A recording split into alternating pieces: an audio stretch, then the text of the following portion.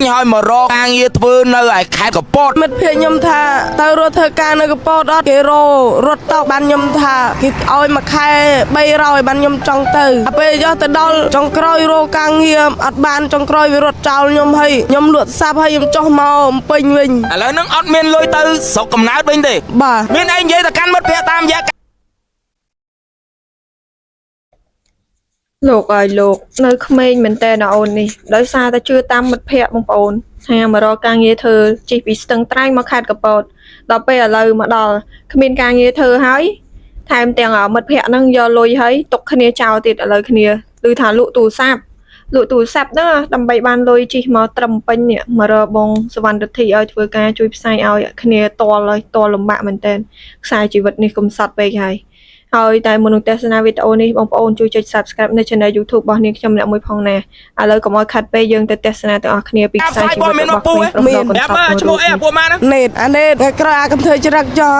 បោលើអស់ខ្លួនហើយទុកចោលឡាញ់ទៀតកំធ្វើដាក់មិត្តភក្តិចោះពេលមកណាបាទហើយចោះនៅកំពតហ្នឹង2ថ្ងៃហ្នឹងធ្វើអីខ្លះជាមួយពួកម៉ាដើររកការងារចុងក្រោយដើរបានមួយថ្ងៃគាត់ដើរចោលខ្ញុំពួកម៉ាដើរចោលបាត់ហ្មងបាទអូនអញ្ចឹងពួកម៉ាលួងដឹងដែរអូថាបោកហ្នឹងបោកលុយបងឯងអស់ហ្មងបោកអស់50000បាទ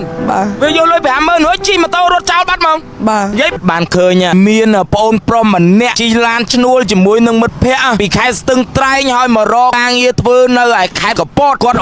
ធ្វើការងារនឹងជាអ្នករត់តុកទេតែទៅរកសុំគេធ្វើរយៈពេល2ថ្ងៃហើយនៅតែរកការងារធ្វើមិនបានឥឡូវហ្នឹងលុយក៏ចាយអស់ពីខ្លួនហើយឥឡូវនេះគឺគាត់មកស្ពានជ្រោយចបាបាទមានបងកង់3ហ្នឹងដឹកមកស្ពានជ្រោយចបាដោយសារតែគាត់ហ្នឹងអត់មានសហយនឹងជិះឡានឈ្នួលទៅស្រុកកំណើតវិញទេដោយសារតែរកការងារធ្វើអត់បានមកជំរាបសួរបងប្រុសបាទបងខ្ញុំទៅរកការងារនឹងមិត្តភ័ក្តិបោកបងមិត្តភ័ក្តិបោកទេទៅរកការងារហ្នឹងបាទអញ្ចឹងមានន័យថាមកពីខេត្តស្ទឹងត្រែងហ្នឹងមិត្តភ័ក្តិបោកហ្នឹងបោកទៅរកការងារធ្វើនៅខេត្តកំពតហ្នឹងបោកយ៉ាងម៉េចដែរបងបោកយកលុយចាយអស់លីងហើយខ្ញុំអត់មានលុយមកស្ទឹងត្រែងវិញពេលមកពីស្រុកស្ទឹងត្រែងមករកការងារធ្វើនៅខេត្តកំពតជិះឡានឈ្នួលមក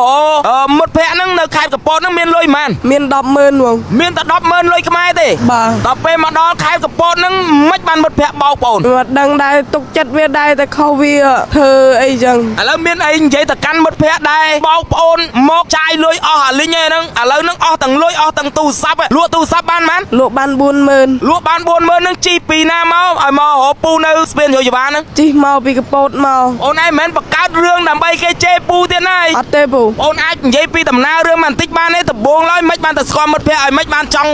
មកធ្វើការនៅខេត្តកំពតហ្នឹងបាទពូព្រោះឲ្យមិត្តភក្តិខ្ញុំថាទៅរត់ធ្វើការនៅកំពតអត់គេរត់ទៅបានខ្ញុំថាគេឲ្យមួយខែ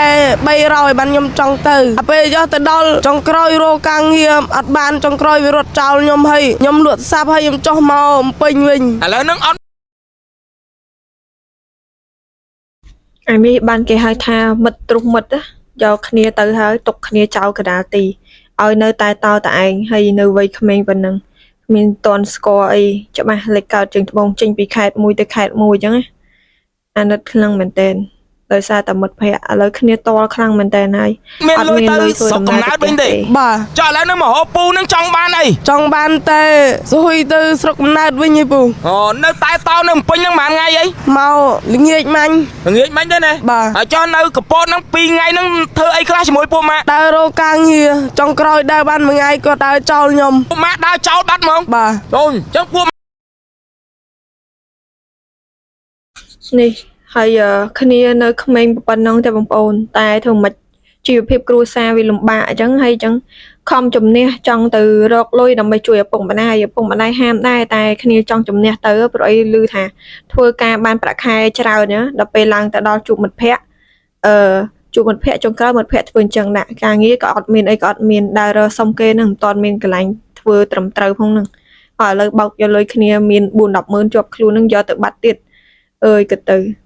វាមានសពគ្រប់បែបយ៉ាងហ្មងណាឥឡូវសំបីតែមិត្តភ័ក្តិឯងក៏វាចេះធ្វើអញ្ចឹងដាក់គ្នាទៅរួចដែរហើយឥឡូវគ្នានឹងវា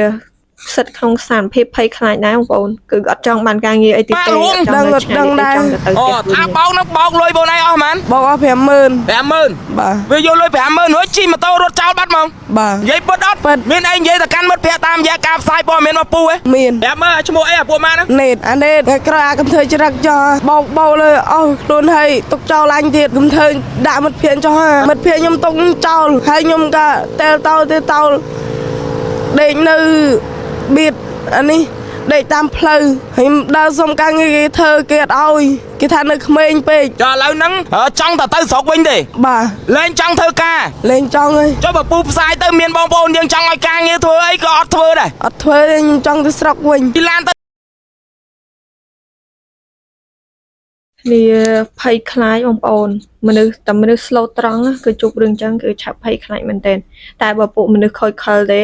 គឺវាអត់ខ្លាចទេរឿងយ៉ាងចឹងដើរទៅដល់ណាក៏បានដែរតែនេះគ្នាដូចរៀងមកលែងចង់ហ្មងហើយឃើញមានបងប្អូនជាច្រើនបានខមមិនថាឲ្យអូនមកធ្វើការមួយគាត់ទៅបានប្រាក់ខែចំនួនច្រើនដែរតែឥឡូវអូននេះដឹងគិតមិនទេប្រអីគ្នាហើយខ្លាំងគ្នាចង់ទៅផ្ទះវិញជាងឯង ល្បាក់ 50000 អីណា បាទ ជីទៅដល់ណាវិញ ជីទៅដល់ខេត្តសឹងត្រែង ស្ទឹងត្រែងណាពណ៌សុកស្គាល់ផ្ទះអីហ៎បើសិនជាឡានឈ្នួលដឹកទៅស្គាល់ផ្លូវទៅផ្ទះហ៎ ស្គាល់ និយាយតាមរយៈវីដេអូហ្នឹងមកប្រាប់ទៅប៉ាម៉ាក់មើលមុនពេលចេញមកប្រាប់ប៉ាម៉ាក់មិនខ្លះមករកការងារហ្នឹង ប្រាប់ថា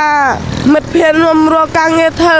ម៉ាក់ក៏ថាអត់ឲ្យមកទេតែខ្ញុំទៅចេះមក សុំលុយម៉ែមកបានបាន សុំបានតែ20000ទេលុយខ្ញុំអានោះលុយខ្ញុំផ្សេងទៀតលុយខ្ញុំរកបាន 100,000ដាច់បាត់ហ្មង បាទ អស់ទូរស័ព្ទមួយគ្រឿងទៀត បាទ ទូរស័ព្ទទិញប៉ុន្មានការទិញ ទិញ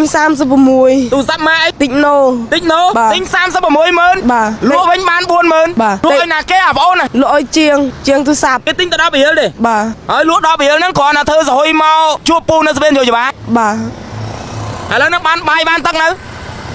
នៅ បាយអត់តាមបានស៊ីទៀត បាទអត់តែពីកំសិល អត់បាយតាំងពីម្សិល ព្រះហើយបើពុកម្ដាយបានឃើញវីដេអូនេះដឹងជាអាណិតកូនយ៉ាងណាទេកូនដើរតែតោតឯងអត់ម៉ាយអត់ទឹកដោយសារគ្នាអត់មានអីតំណែងទៅផ្ទះទេដោយសារទូរស័ព្ទនេះលក់បាត់ហើយសម្រាប់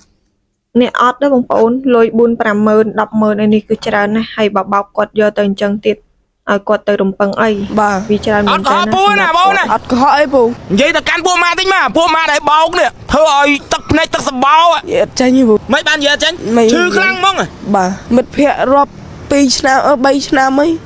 អ្នកភូមិមួយគ្នាឬក៏មិនក្មួយ អ្នកភូមិផ្សេងគ្នា តែនៅស្រុកជាមួយគ្នា បាទ ស្គាល់តាមណាមិត្តភក្តិហ្នឹង ស្គាល់តាម Facebook ដើរលេងមួយគ្នាបានប៉ុន្មានដងដែរ ដើរច្រើនដងដែរ ហើយមិនបានទុកចិត្តគេថ្ងៃហ្នឹង អីរាប់អានវាយូរហើយមិនដែលវាទៅធ្វើចោះឥឡូវវាទៅធ្វើចោះ បងងារធ្វើនៅកពត បាទ ប្រាក់ខែ300 បាទ អូទុកគេនៅខេត្តកពត បាទ ដល់ពេលមកដល់ក្មួយឯងជួបរួចដឹកក្មួយឯងបានមួយផ្លែតក្មួយឯងលុយ50000ប្រូចបាត់មក បាទ វាមកដល់វាជួបក្មួយមិនដែរក្មួយពេលជួបនៅខេត្តកពតហ្នឹង ចូលទៅខែកបោហ្នឹងគាត់ថាមានលុយអត់ទិញបាយស៊ីហើយខ្ញុំឲ្យគេដាក់50000ទៅអាពេលចុះមកវិញខ្ញុំបានយកលុយពីវាវិញឯងហើយវានោះបានដេកបានមួយយប់នៅផ្ទះជួលអាពេលចុះវាបាត់វាទៅខ្ញុំរកវាអត់ឃើញហ្នឹង ចឹងឥឡូវហ្នឹងគ្រាន់តែចង់បាន50000ទៅស្រុកវិញឯងក្មួយណា បាទ ពូសុំទោសណាក្មួយណាពូលើកស្ដាយសុំទោសក្មួយវិញពីមុនពូអាចមានលទ្ធភាពជួយក្មួយណាតែឥឡូវនេះពូ Facebook ក៏រលុយលែងបានអីក៏រលែងបានហើយ sponsor ក៏ចាប់ផ្ដើមខោចទៅណាក្មួយណាសេដ្ឋកិច្ចក៏កំពុងតែពិបាកចឹងពូមានតែធ្វើការផ្សព្វផ្សាយនេះដើម្បីស្វែងរកសពរបស់ជនណាគេផ្ដល់លុយតាមរយៈពូមកពូយកមកឲ្យក្មួយណា បាទ ចឹងនៅភ្នំពេញហ្នឹងសិនណា បាទ ស្អែកបាន50000មកពូយកមកឲ្យក្មួយធ្វើសហុយទៅស្រុកកំណើតព្រាមណាក្មួយណា បាទ ចង់បានតែ50000ហ្នឹងទេ បាទចង់ទៅស្រុកវិញឯង ចង់ទៅស្រុកឯណាក្មួយណា បាទ អត់លុយក៏ទៅស្រុកដែរណាបើសិនជាមានបងប្អូនណាក៏ដឹកឡានទៅអត់យកលុយក៏ជិះទៅមួយគេដែរណា ទៅ ទឹកភ្នែកម៉ាត់ដែរណាម៉ាជីវិតដែរបងប្អូនណាម៉ាជីវិតដែរម៉ាខំប្រឹងទុកចិត្តមិត្តភ័ក្តិម៉ាមិត្តភ័ក្តិបបួលមករកការងារធ្វើនៅខេត្តកពតម៉ាមកដល់បាទក៏ត្រូវបានមិត្តភ័ក្តិហ្នឹងបោកម៉ាហើយតែតល់ម្នាក់ឯងមកលក់ទូរស័ព្ទផងលុយក៏ចាយអស់ម៉ាទូរស័ព្ទក៏លក់អស់ឥឡូវនេះបានត្រឹមតែមកលើកដៃសាពះសុំដល់បងប្អូនបាទដើម្បីជួយដល់គាត់ផងត្រឹមតែ50000ទេជិះឡានទៅស្រុកកំណើតវិញបាទសម្រាប់ខ្ញុំសបានធីឥឡូវនេះបាទក៏កំពុងតែលំបាកតោកយ៉ាដែរគ្មានលទ្ធភាពទេបើសិនជាមានបងប្អូន អាមិត្តនេះមិនដឹងគេហៅថាមិត្តប្រភេទអីទេសណ្ដានឆ្កែមកបោកគ្នាទាំងរួម អូនណាចង់ជួយគាត់ឲ្យអាចញ៉ាំមកតាមរយៈកង់ ABA របស់ខ្ញុំបាទដែលមានលេខកង់016 77 20គុត21បាទ ABA របស់ខ្ញុំសវណ្ណធី016 77 20គុត21បានមកខ្ញុំនឹងយកមកជូនគាត់ទាំងអស់មិនថា 50000 ឬក៏ថវិការបស់សប្បុរសជនប៉ុន្មានទេខ្ញុំនឹងយកមកជូនបងអូនប្រុសដើម្បីឲ្យគាត់ធ្វើដំណើរទៅកាន់ស្រុកកំណើតវិញសម្រាប់ខ្ញុំសវណ្ណធីឥឡូវនេះលើកម្រាមដៃនិយាយតាមត្រង់បងប្អូនស្ពានជ្រោយច្បារជួយអត់អស់ទេដកលុយហោប៉ៅសឹងតែអស់ពីខ្លួនហើយពេលខ្លះខ្ញុំលែងហ៊ានសឹងតែអង្គុយនៅស្ពានមកខ្ញុំអភ័យទោសមែនតើបាទមិនហ៊ានអត្ថាធិប្បាយច្រើនទេនាំតែបងប្អូនថាខ្ញុំនឹងនិយាយបាទដើម្បីចង់បាន